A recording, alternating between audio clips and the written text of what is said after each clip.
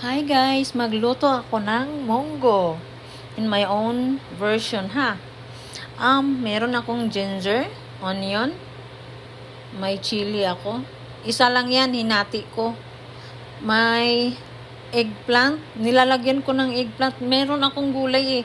Basta in my own version nga to, di ba? At saka mustasa kasi wala akong ampalayang dahon. Pero may ampalaya ako, nilalagyan ko ng ampalaya. At saka chicharon. Ilagay ko lahat para masarap. Ito yung munggo. Okay na siya. Malambot na siya. So, umpisahan na nating magluto. Lagyan lang natin ng konting olive oil. Sa mainit na mantika, ilagay ang what is this? Garlic. Pagkatapos ng onion, anong tawag dito? Yung ginger naman. Humagisa sa ato ang mga panakot, isunod na ang ato ang munggo.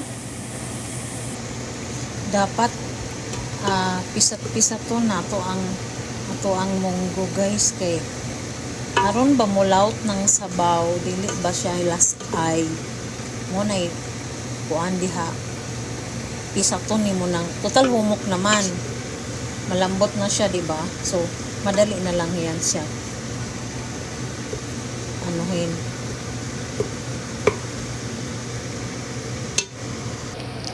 Smell good. Unya kay ani naman ang itsura, ato nang isunod ang atuang chicharon. O, diba? Yummy. O, diba? Looks yummy. Hindi pa nga luto, yummy na. Isunod na natin ang ating gulay. Isunod ang gata.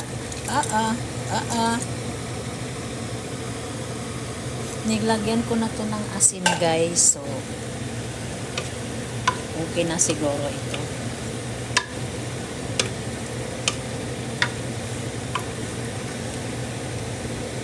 O, diba?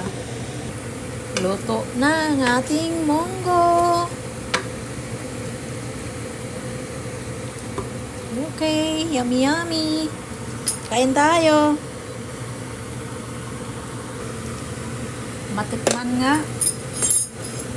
Mukhang masarap naman talaga.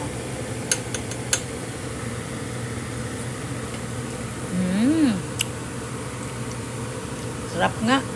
Ito na, dadalhin ko sa trabaho bukas.